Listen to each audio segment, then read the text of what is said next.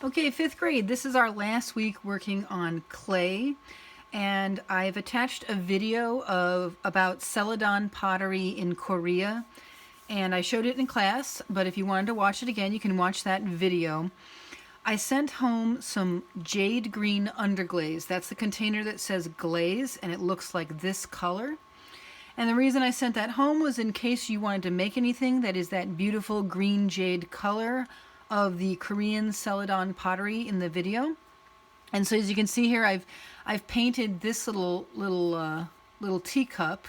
Since this is underglaze, you can go ahead and paint the bottom if you want to. So if you want anything to be that green color, you can just go ahead and take your paintbrush and you can just give it a coat of this sort of green jade color and just make sure you fully cover it, and anything that you paint will be that color of that green jade, like the pottery in the other video. Okay, that's just if you want to have anything be that beautiful green Celadon color. You don't have to use it, but if you want to, you can. I also mentioned in class that if you want to add other colors when you get your projects back after they've been fired, you can add other colors on, because I'm going to give you other colors of glaze then. The other thing I mentioned was sgraffito. Sgraffito is if you paint on the green color and then you want to draw into it with your toothpick and then just blow that dust away. So you see how the line is now the color of the gray clay, and that'll turn white after it's fired. And then this will be like a darker green. And so you'll have this like white line drawing. And I showed you the example of how I did that on my little teacup here. I wrote in cursive, just a sip. And I just did that with my toothpick. All right, so that's one thing. Some of you were interested in a tutorial about how to make a statue of an animal, like this little statue of a wolf. This is just a real quick tutorial. You could use this to make pretty much any kind of animal that has 4 legs and a head and a tail. I'm going to take your chunk of clay, kind of break it in half. One part of that, one chunk is going to be for the body, and then the other chunk I'm going to break into pieces for the head, the 4 legs, all right, and the tail. So I broke my big chunk of clay in half. One of those chunks is for the center, for the body. The other chunk I broke up into 6 pieces. All right. And then all you're going to do is you're going to take the big piece that's for the center, and you'll just kind of make it into, not, kind of like an egg shape almost, right? So it's not quite a ball, it's more like an egg. And then you're just making a pinch pot, except for this pinch pot is a long one. So I'm sticking my thumb in there, and this is just because you do not want to have anything be too thick. If it's too thick in the kiln, like if it's more than a 1/2 inch or 3/4 of an inch, if it's any thicker than that, remember I said a good rule of thumb is like not much thicker than a pencil. This is not much thicker than a pencil, so this is fine. And so that's just to make sure it doesn't explode in the kiln. So there we go. We have an oval shaped like pinch pot, and this would be the body of the animal, right? The center of its body. And then you just use the rest of the pieces, and you're just going to make a head and a tail and legs. And then you're going to attach them on. So you decide what kind of animal you're making, and you're just going to have to sculpt it however you want to sculpt it. But so like this thing here, I'm giving it like a neck. And it's just like using, Play-Doh or Sculpey, any kind of like clay that you've ever played with. You're just kind of using your hands to try to make it look like how you want it to look. So I just made like some ears for whatever kind of animal this is, something with pointy ears. And you can also take your toothpick and you can draw into it. Maybe I want to make him a little nose that sticks out. Maybe I'll pinch out his nose too. There, now he's got a little nose. But you have to decide how you're going to do this. You got to use your creativity here to try to make it into whatever you want to make it into. And then the other thing is, when you attach any parts of it, you have to scratch to attach. Like with anything, with ceramics, with clay. So scratch up where the head's going to attach. Scratch up at the bottom of the neck there. And then, of course, you just add a little bit of water there. And that turns the scratches into slip, which is a kind of glue for the clay. and then you press it on there, and then you can just sort of smooth it on with your fingers like this. All right.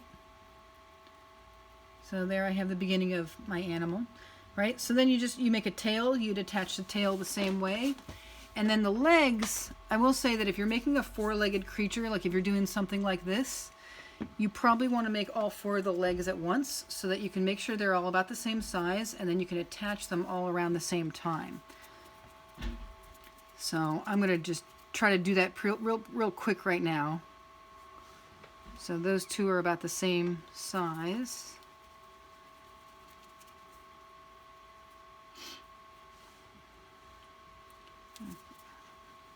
So this would be the piece I'd use for the tail then. And if the legs are not the same size, then just break off some bits from the ones that are too big so you can make them the same size. You might, when you're making a foot or making a leg, you might add a little bit of a foot so it has more surface area on the ground to stand up. You also want to make sure your legs are going to be thick enough to be able to hold up the weight of the rest of your animal piece. All right, so I made like little feet, and when I attach them, I could attach them here, or I could even attach them on the side. I think I have enough room here that I could probably attach them underneath. If this part, if your rim is really, really thin, then you might attach them on the sides like this.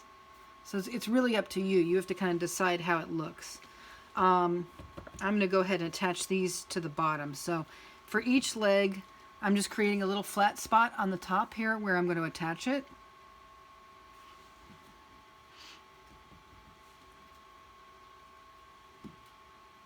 So I'm kind of just flattening it on the surface here, scratching it up.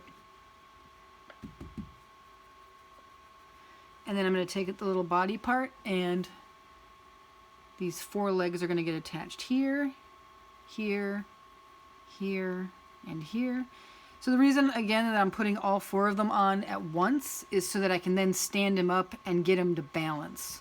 Because if I try to put these legs on one at a time, so now that, see, wet scratches, put them together. Yeah, if I try to put these legs on one at a time, like he wouldn't be able to stand. I can't just put him down because he's only got one leg. So I've got to put all four of them on. So make the scratches wet and then press it on. And get all four of the legs on like this. So, and then I've got one more. Okay. Okay. So he's got four legs now. Now I got to get him to stand up. So, and once you've got him standing, then you can kind of rearrange. Like if he's tipping over, you can figure out, oh, is he leaning too far to the left? And then you pull him to the right, or you spread his legs out so that he has a wider center of gravity and he can stand a little better.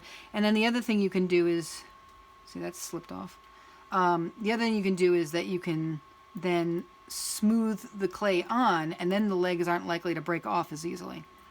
So you've scratched to attach, and then also smoothing it on. All right? It's kind of hard to do from this angle, but... So you just take your time and smooth on each one of those legs. So I would do the same thing on the other side with those other legs. And then you just got to kind of pose him, you know, how you want him to stand. And then, of course, I can also add the tail. And if you want a tail like this guy, he's kind of have like a wolf tail, where I made it kind of skinny at the end, but you make whatever kind of tail you want. And again, you just attach it by scratch to attaching. So maybe this guy has more of like a long tail like this. So I'm scratching, adding water, and then I'm going to attach that there. And I'm going to smooth it on. All right? So that's the basics of how to put together an animal like this. And see, now don't just pick it up when it's wet like I am, because see, you'll have things pull away because the clay is heavy. So you got to kind of keep it on the surface while you're working on it. And then once you get it exactly how you want it, you know, you've smoothed it out, you've added any details. Like this guy, I just used the toothpicks and I made all these scratches into it to make it look like hair. So you just add whatever kind of details you want, make it how you want. And then once you feel like it's done, then just leave it somewhere safe to dry. And then after it's dry, wrap it up and put it in the white box. All right. Good luck, everybody.